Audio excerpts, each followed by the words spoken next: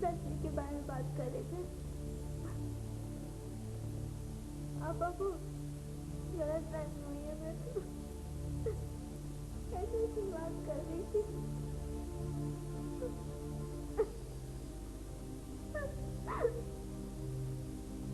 आप किस फैसले के बारे में बात कर रहे थे, आप बताए ना। वो तो गलत फैसली हुई थी, उनको मैं आप बताइए ना कैसा फैसला।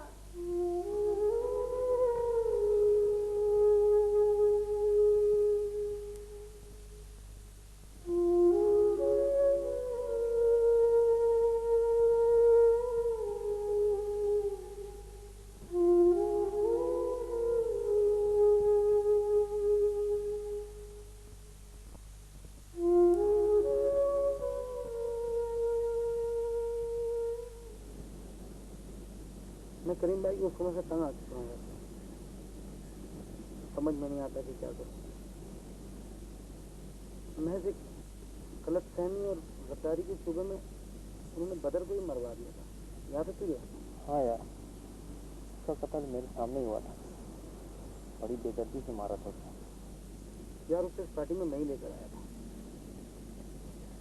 चंद महीनों में उसने वो काम कर दिखाया, हम सोचते ही रह गए। और जिंदगी बड़ी मुख्तसर थी उसकी यार। एक बात बता फजल, तूने उसके लिए कुछ भी नहीं किया? करीम भाई से इल्तिजा की थी मैंने कि उसकी जान बख्शी कर दें। अरे यार पार्टी के चंद लड़के उसके खिलाफ हो गए। तो मुझे किसी जरूरी काम से हैदराबाद भेजा गया। मेरी गैर मौजूदगी और पार्टी के लड़कों का दबाव, करीम भाई ने उसे मरवा दिया यार। मैं अगर यहाँ होता तो शायद। यार फजल, अपने धंधे में एक बात बड़ी बुरी है। वो क्या? कभी कभी उल्टी गंगा जाती है। मैं समझा नहीं। देख यार, बाज़ औक़ात मामूली से मामूली गलती के लिए हमें अपने ही किसी के हाथों मरना पड़ता है। और फिर ये जाल ऐसा है कि इससे हम निकल भी नहीं सकते। क्या तो तू सही रहा है, पर मेरा यहाँ से निकलना बहुत आसान है। लेकिन मैं यहाँ से निकल कर क्या करूँगा यार? तो मैं इससे जिंदगी का आदी हो चुका हूँ। समझो जो दिमाग सब पर एक नशा सा छा गया है। उनसे तो इन हाथों से तुम्हें खून हो चुके हैं कि मैं हथेली का असल रंग भी भूल चुका हूँ। लेकिन सच मैं चाहते हुए भी करीम भाई को नहीं छोड़ सकता यार। तो इसका मतलब ये है कि हैदर जिसे तू खुद लाया था उसे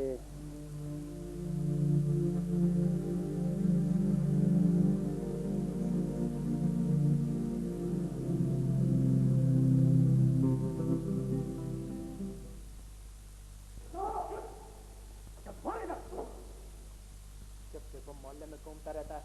और जिमी पैरबान इसके बाप के नौकर है जो हर वक्त इसकी रखवाली करते रहेंगे। आराम से बात कर, आराम से। तूने जुबान खींचूंगा मैं तेरी। तेरा नाम है मोहब्बत, तेरा नाम है मोहब्बत।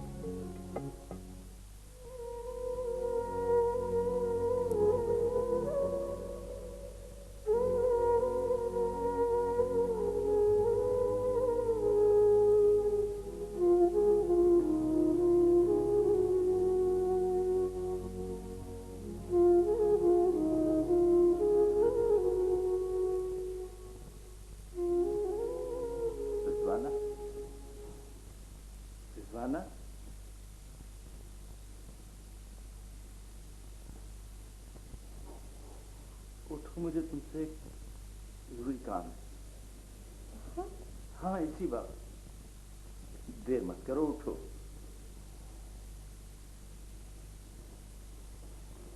बोलिए। जल्दी से अपना जरूरी सामान पैक कर। क्यों? देखो, इस वक्त मैं तुम्हारे हर सवाल का जवाब देने की पोजीशन में नहीं हूं। बाद में तुम्हें सब कुछ मालूम हो जाएगा। चलो जल्दी करो, उठो, मुझे तुम्हें तुम्हारी माँ के यहाँ पहुंचाना है। लेकिन मुझे अपनी अम्मा के घर नहीं जाना, मुझे यहीं रहना है। भाई, तुम्हारा जाना वहां जरूरी है, ये मेरा आखिरी फैसला है। मैं नहीं जाऊंगी वहां।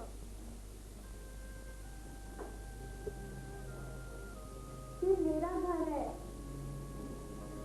लेकिन आप इतना तो बताइए कि आप मुझे अम्मा के घर क्यों भेजना चाहते हैं? मैंने कहा ना कि मैं तुम्हारे किसी भी सवाल का जवाब नहीं दे सकता। क्यों नहीं दे सकते? मैं आखिर आपकी बीवी हूँ, और अगर मुझसे कोई गलती हुई तो मैं उससे माफी मांगती हूँ। बेशक मुझे हर सजा कबूल है, लेकिन मैं अम्मा के घर हरगिज नहीं जाऊंगी। सुल्ताना, तुम समझने की कोशिश क्यों नहीं कर रही हो? तुम्हारा तुम्हारी माँ के यहाँ जाना बेहद जरूरी है। तुम्हें अंदाजा नहीं कि मैं कितनी मुश्किल में हूँ।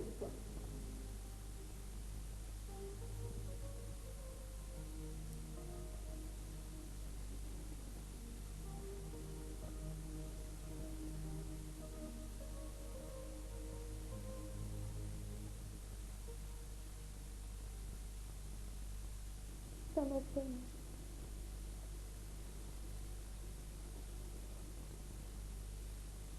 आप मुझे अम्मा के घर क्यों भेजना चाहते हैं?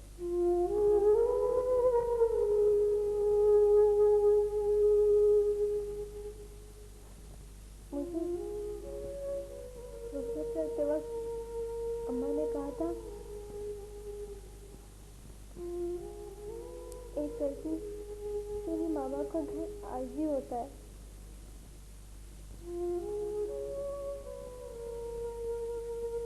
जहाँ के घर में उसका मुस्तकबिल वाबस्ता होता है। और आज आप मुझे कह रहे हैं कि मुझे मेरी माँ के घर जाना बहुत जरूरी है।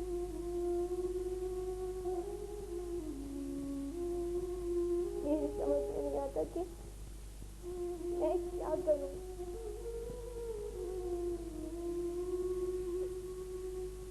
अपनी जिंदगी किसके हवाले करूं? अपना असल घर कहाँ तलाश करूं?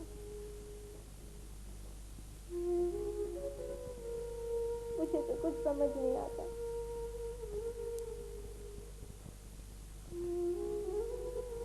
मैं एक दफा अपने आप को तकदीर के हवाले करती हूँ।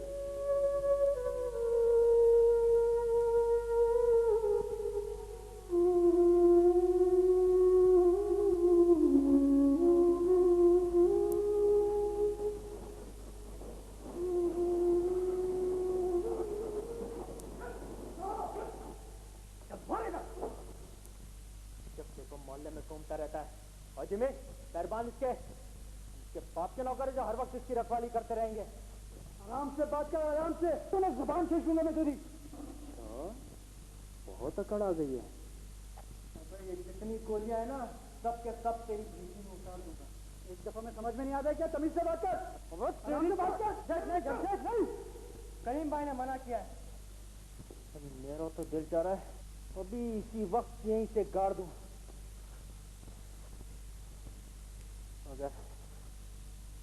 और एक बात और कान खोल के सुन ले, यहाँ से निकलने के बारे में सोचना भी मत, समझा? क्यों? क्या किया मैंने? वे यार, तू आखिर चाहता क्या है? तेरी आशिकी के चक्कर में हम लोग भी मारे जाए?